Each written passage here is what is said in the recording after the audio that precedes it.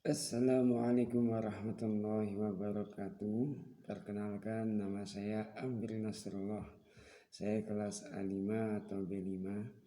Nah, di sini saya akan mempresentasikan tugas UAS dengan mata kuliah Metode Studi Islam dan dengan dosen pembimbing Bapak Ansarullah SAG MAG.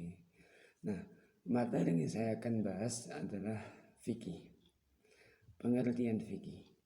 Fikih yang juga dikenal sebagai hukum Islam adalah ilmu yang berkaitan dengan amal perbuatan manusia yang diambil dari nas Al-Quran dan Sunnah melalui metode ijtihad. Nah, fikih fokus pada pemahaman dan penerapan hukum-hukum Islam dalam kehidupan sehari-hari. Nah, kata fikih sendiri berasal dari bahasa Arab yang artinya pemahaman mendalam atau pengetahuan. Nah, secara terminologis, fikih adalah ilmu yang membahas tentang hukum-hukum syariat yang berkaitan dengan perbuatan manusia yang diperoleh dari dalil-dalil terperinci.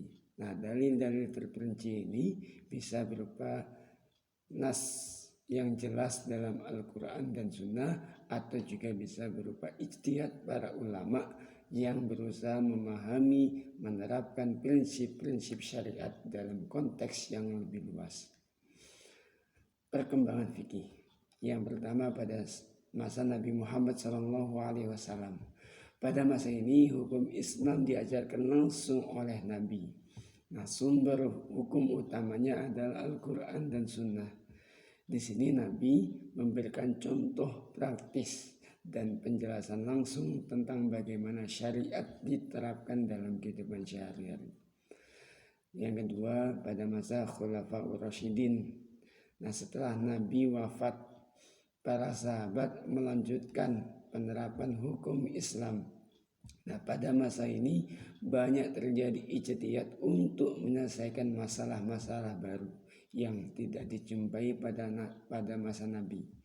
Nah, Khalifah Umar bin Khattab contohnya sering melakukan ijtihad dalam memutuskan perkara-perkara baru.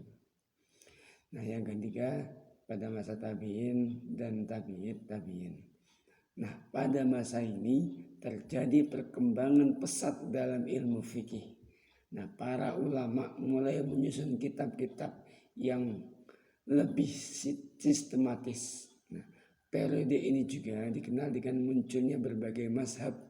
Nah, mazhab-mazhab yang besar, di antaranya adalah mazhab Hanafi, mazhab Maliki, mazhab Syafi'i, dan mazhab Hambali. Dan yang seterusnya adalah masa kodifikasi.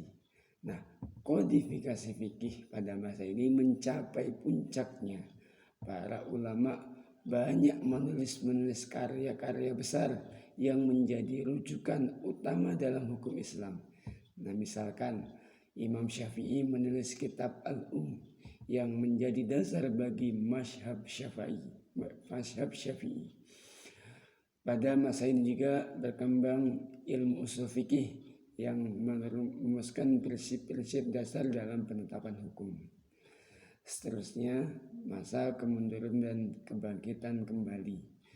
Nah, setelah jatuhnya Baghdad pada tahun 1258 Masehi, terjadi kemunduran dalam perkembangan fikih. Nah, tapi pada abad ke-19 dan ke-20 terjadi kebangkitan kembali melalui gerakan reformasi Islam yang berusaha mengembalikan ijtihad dan menyesuaikan hukum Islam dengan perkembangan zaman modern. Nah, beberapa tokoh penting di masa ini yaitu Muhammad Abduh, Rashid Ridha, Jamaluddin Al-Afghani. Dan yang terakhir, masa kontemporer. Nah, di era kontemporer, fikih menghadapi tantangan baru ya, terkait dengan isu-isu modern seperti hak asasi manusia, demokrasi, dan globalisasi. Nah, para ulama cendekiawan terus berusaha menginterpretasikan hukum Islam dalam konteks yang lebih relevan dalam kehidupan modern. Nah, pendekatan ini melibatkan penggunaan metodologi usul fikih dan maqasid al-syariah tujuan-tujuan syariah untuk menghasilkan keputusan hukum yang lebih fleksibel dan adaptif. Sekian penyampaian dari saya. Apabila ada kata atau sedikit kurang tertata bahasanya, mohon maaf yang sebesar-besarnya. Sekian dari saya. Wassalamualaikum warahmatullahi wabarakatuh.